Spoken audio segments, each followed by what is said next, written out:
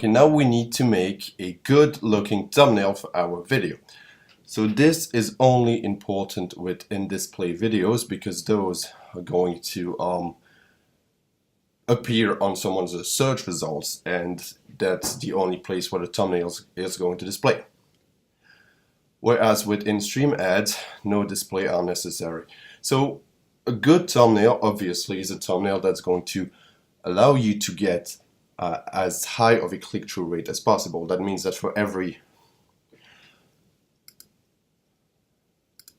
100 person that sees your ad, how many of them are going to click on it? Most likely it's going to be for how many thousand people, because most of the time not even 1 in 1,000 person is going to click on your ad, which is why in-display has a tendency to not bring you as much traffic as you'd expect, because after that you need to also get the traffic from your video to your sales page, capture page, whatever. But let's not focus on that right now. We need to create good looking thumbnails. So if you don't have much of a budget to start with, you can go with GIMP. It's a very good image editor and it's 100% free, so that's I think that's a good indicator, and honestly it's quite good. I've not tried it recently. Last time I tried it was a couple of years ago, and honestly it was good enough, you know, to make thumbnails. You don't need all the advanced features that the next software that we're going to show has, which is Photoshop, to make good looking thumbnails. But I'm going to use Photoshop because I always go with Photoshop.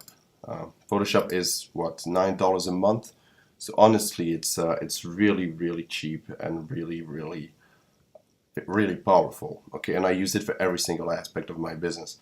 I run with Photoshop. I mean, I use Photoshop every single day. I don't know how I could do without it right now, but okay.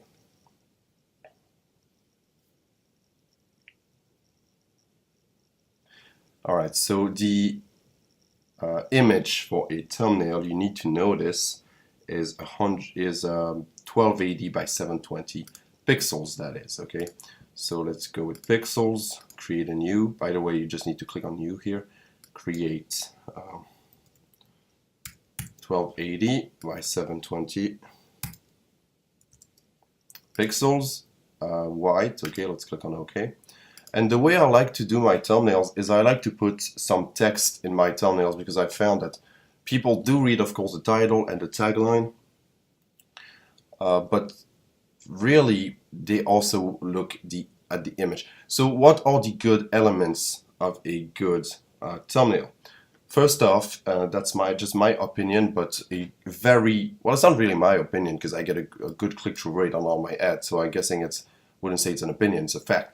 A bright and colorful background really makes a lot of difference. And you'd be surprised, because the way I split test my thumbnails, but we're going to talk about split testing later on the course, but the way I split test my thumbnails most of the time is I just change the background to start with. I change the background, and you'd be surprised at the difference in click-through rate between a red background and a green background, or a purple background. Honestly, sometimes it's double the click-through rate. So you might think it's not important, but optimizing is very important. It's later down the course. Right now, I just want to find a bright, colorful background. So let's go with, let's say, purple. I don't know why, but I found that purple works well. But you need to think about the product. For example, if I had an ad about how to run Facebook ads, or how to create a Facebook ad store, which I do, then you need to think that maybe a blue background, a Facebook blue background, would be better. Okay, so that's going to be up to you to decide right here. Okay, so purple background, like this one. Now, most of the time you need to go and ask someone for their permission to use it. But I'm not going to post that image. Okay, I'm not going to use it for commercial purposes. It's never going to leave my computer, so I think that's okay for me to use that background. Go with this. Okay, so the background is high quality, which is good to know, and it's the exact size. Nice. Okay, so with that background, you see it's quite colorful. I'm going to add an image. What I think finds best works best is one image or a logo and then a piece of text, a bright piece of text. So for my example ad, which is going to be about creating my product and affiliate marketing, etc., I'm going to go with a big pot of gold. I don't know why I like that image. Again, guys, it doesn't need to be too related to what you're teaching, yeah, right? The pot of gold isn't obvious when you think about affiliate marketing. The idea here is to get clicks. Okay, it's to get clicks. If your subject, your topic is boring, make it less boring. So let me find something here. Literally, that's how I do all of my ads. Okay, I literally just spend time just trying to find nice images to put into my this is good. Okay, adding that pot of gold right here.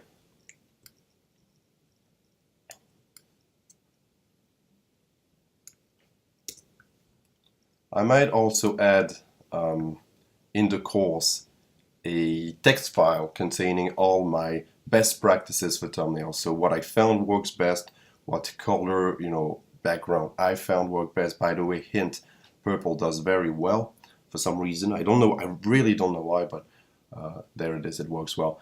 And I'm going to add also all the data found from my split testing so you can get better results from the start. So affiliate marketing.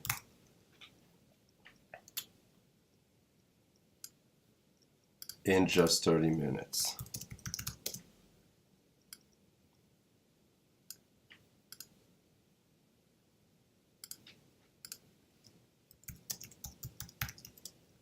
There it goes. This could potentially be a bit troublesome for Google to accept, so you need to think twice about it. But I think it would be okay. Just don't go with make $5,000 in 5 minutes.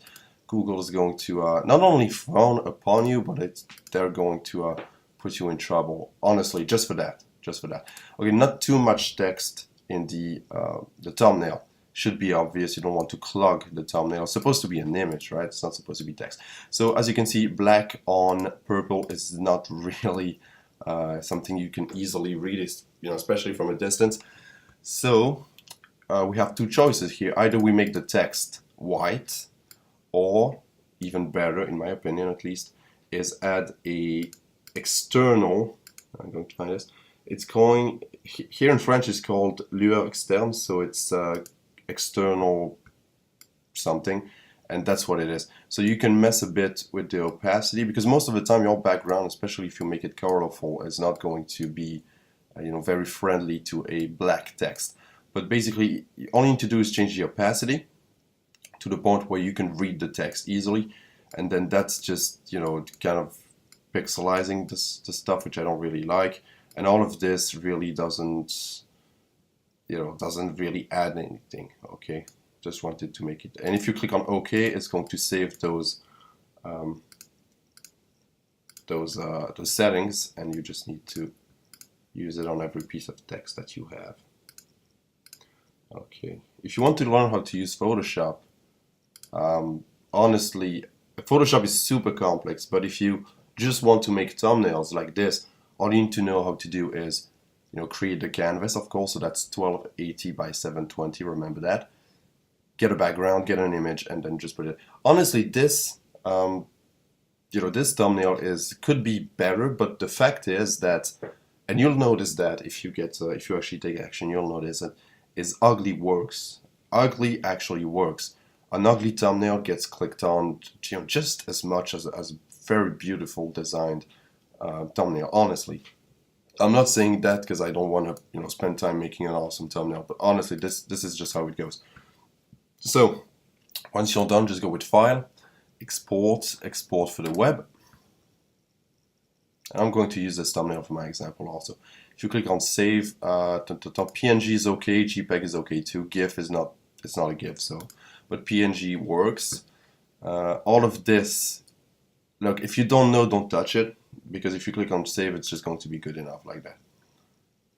Save, and then you can either keep the file or throw it away. But that's how the thumbnail looks now. Ta-da! So easy thumbnail, honestly. Couple things you could add would be, for example, an arrow, pointing towards the text, or less text and a big, for example, click me or click here. That could work. I haven't seen that work too well, but I guess it could. So yeah, that's for creating a thumbnail. Don't waste your time on it. And what I would do, again, for split testing purposes, but we're going to show you that in the future videos, how to split test. But something you could do, for example, is you could already, careful later on, and remove the background. You remove the background by clicking on the little eye here next to the wallpaper. So the background is removed, and then just add another one.